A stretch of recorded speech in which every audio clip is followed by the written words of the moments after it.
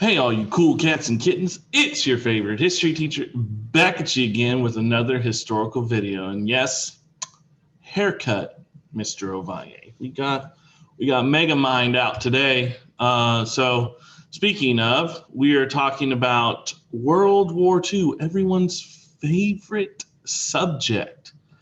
I don't know why, it just is. So let's get into it. And let's talk about it, A-push style. It is a fairly short chapter, notes-wise, but we all know it's super duper important. And there are things that were discussed mainly last year in your sophomore year, world history.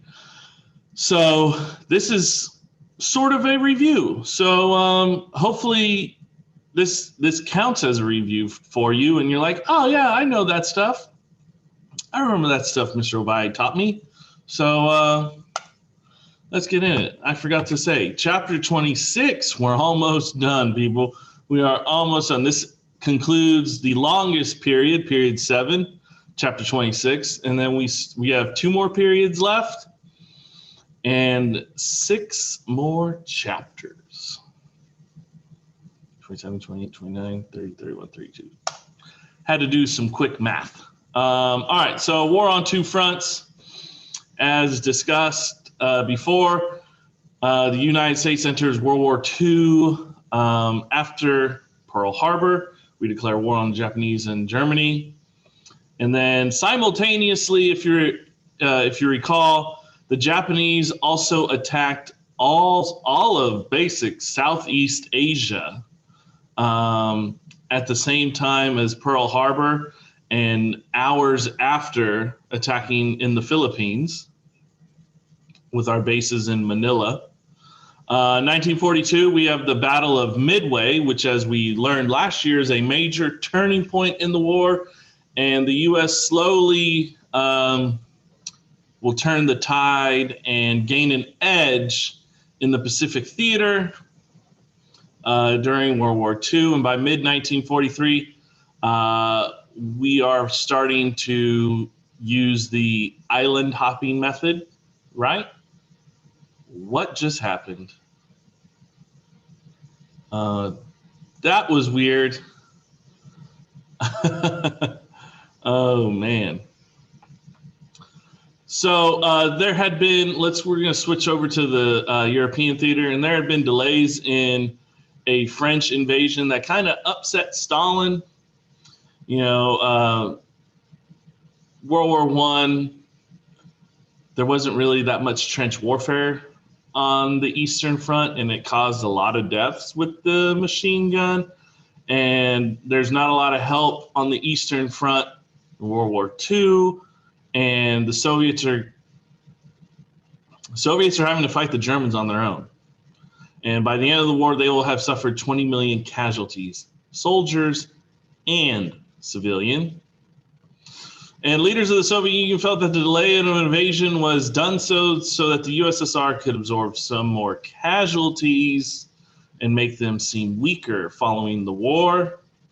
Remember, this is when the United States and Britain invade North Africa and, slowly take over North Africa and defeat the Desert Fox, Erwin Rommel, right?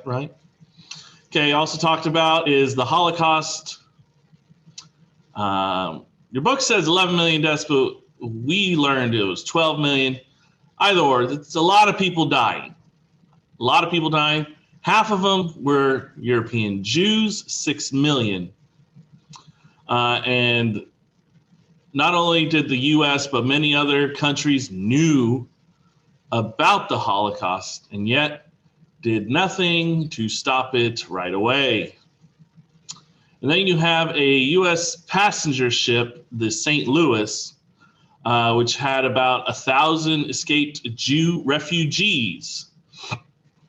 And the U.S. had to turn them away, even though there was room under the quota system to allow those 1,000 people in. The U.S. government said no. Yeah, sad time. Here is the opening to the Auschwitz death camp. All right, so we're going to talk about the American people because, American history, we have to talk about what we did. So the New Deal, just so you know, the New Deal did not get us out of the Depression. The war did. Why? Well, our federal spending increased drastically because in order to fight for a war, you gotta spend that money. There was a shortage of consumer goods, which is going to lead to an increase in savings, especially with rationing going on. A lot of people will be able to save their money, which is going to lead to a consumer boom during the 50s and 60s, right? 15 million men and women were part of the armed forces during World War II, which leaves about, I'd say about 10 million jobs. I'm basing this off like if women were working that went into the armed forces or they weren't working. I'm just going to round that to 10 million, whatever. It's an increased labor shortage, which is going to provide a lot of job opportunities for everyone. Major unions did not strike. There were some, but the big ones weren't striking. You have the Smith-Connolly Act, where unions had to wait 30 days before they struck or went on strike. And then you have two ways the government paid for the war.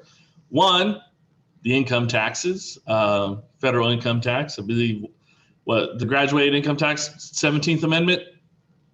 So taxes, and there was a high income tax rate during the war. And also war bonds, as we discussed last year, war bonds are basically you loaning the federal government money, and then you get that money paid back to you with interest. So bonds and taxes. And then you have the War Production Board, WPB. Its purpose was to have broad economic powers, but in reality, it didn't have much. So here you have some war bond propaganda. Well, I wouldn't say propaganda, but the four favorites right into Führer's face in a war bond, knocking. I believe this is Mussolini and Hitler, and then Uncle Sam carrying the flag, buy war bonds while he leads us to battle. All right, so technology, car assembly lines like Henry Ford's Ford assembly line turned into military assembly lines, and Ford made planes, and Kaiser made ships, something like that.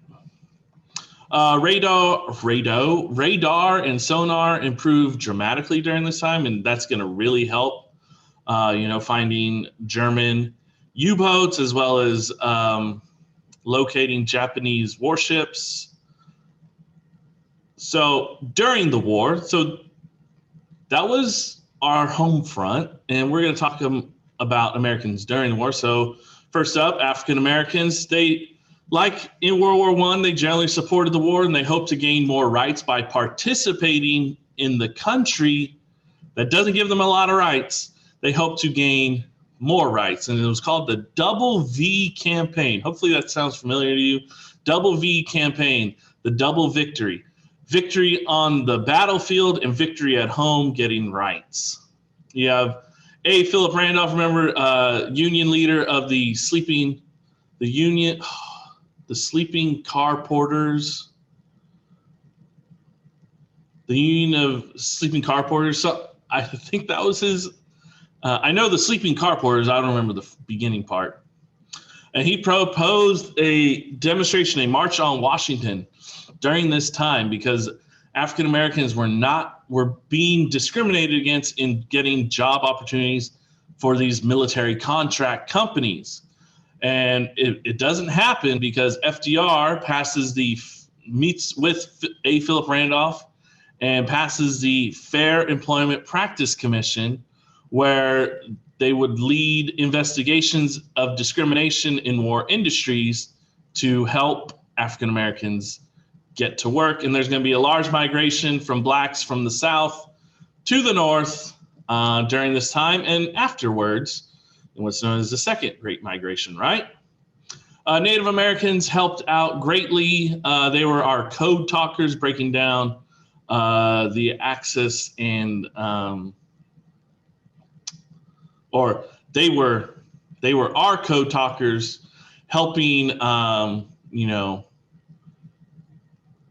send us codes in their language, which the Japanese and the Germans had no idea how to speak their native tongue. And so we use them to, help us out. You have Mexican Americans, where you have, what is this going on? Hold up. Where you have the Bracero program, and that is where, because of the labor shortages from the war, there's not a lot of people farming, and we still need to, farm and harvest our food, especially in the Southwest. So the United States encouraged Mexican workers to come across the border and work in the fields that were largely left alone. And then you have what's called the Zoot Suit Riot, where it's a conflict between American sailors and young Mexicans in Los Angeles. And a zoot suit is a pleated suit, which makes that requires a lot of fabric to be made for the suit. And you can have either opinion, whether or not it was a fashion statement or it's just the way that they just dressed. And this is around the time of rationing. And it's going to make more sense when I show a picture. Here's A. Philip Randolph. Here we have Native American code talkers. And here's a zoot suit. So it's baggy coat, baggy pants. And these cost, I wouldn't say they cost a lot. They just require a lot of fabric. And you see, comparing this to an American soldier, there's not much there.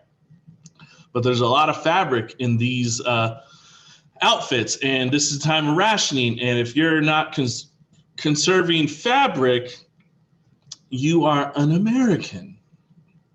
I mean, it sad to say, but it is how it was. And some military personnel from the Navy aren't going to like it, and they're going to go in Mexican American neighborhoods and destroy some property, fight some people that they find out on the streets. And yeah, Zoot Suit riots. They did not like how they were wearing clothes that could have been used for soldiers for the war. Can't talk about men without talking about women. So women in the workforce increased by 60%. We know this due to the fact of, propaganda, Rosie the Riveter, showing that women too can work in war industry jobs.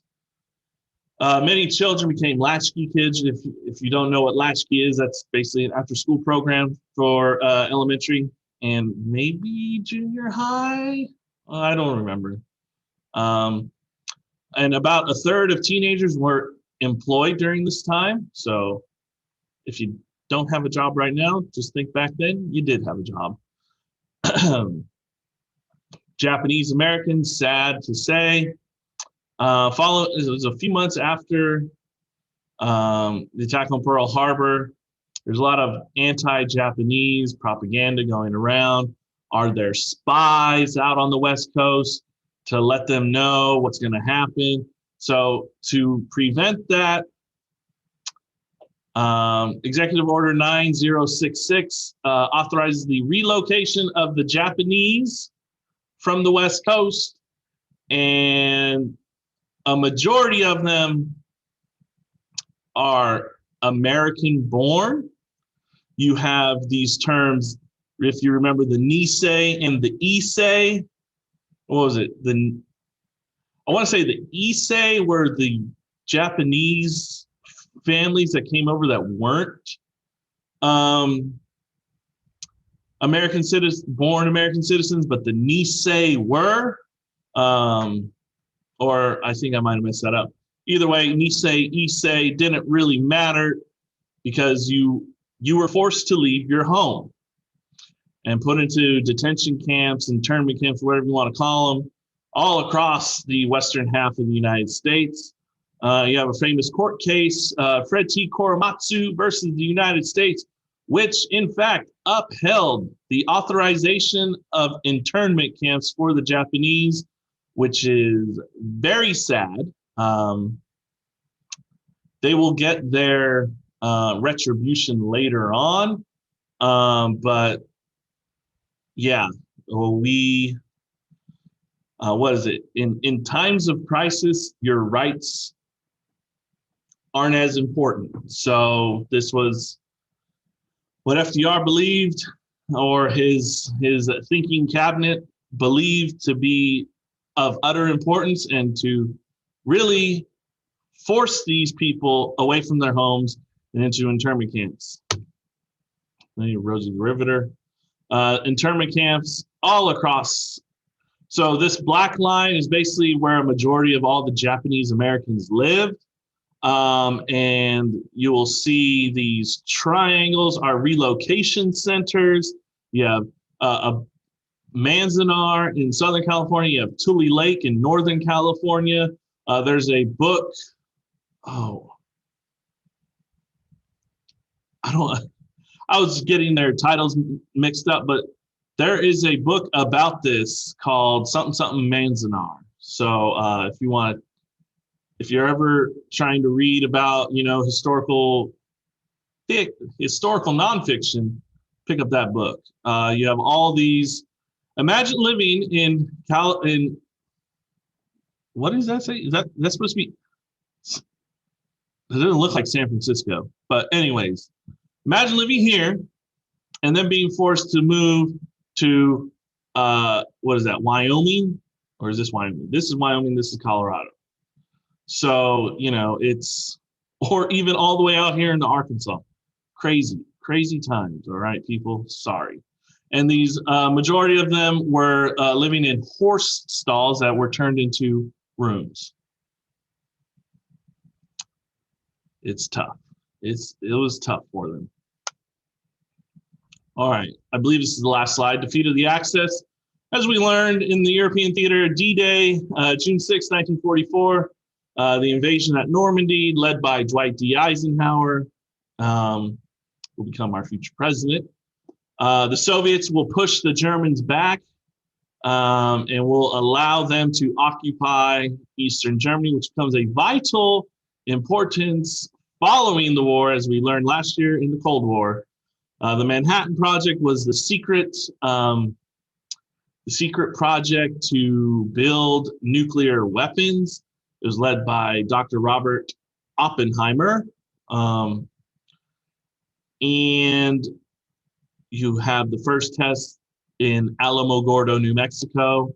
And then you have, once that was a success, you have the Hiroshima and Nagasaki bombings, or Hiroshima was first, and we dropped a bomb, had no reply from the Japanese government, so we dropped another bomb on Nagasaki. They were important industrial centers that were building weapons and all that, military industries. As we learned, was 150,000 instant deaths from both bombs, and 100,000 more with radiation poisoning and all that. And why did Harry Truman remember, this is what Harry Truman is the new president following the death of FDR, who suffered a stroke. And why did he drop it? And there are many reasons why he decided to. There are many reasons why he shouldn't have. But if you see this on a multiple choice question, he did it to save American lives. And that's what he says in various interviews afterwards, after he is no longer president, even during his president. I did it to save American lives. So be aware for that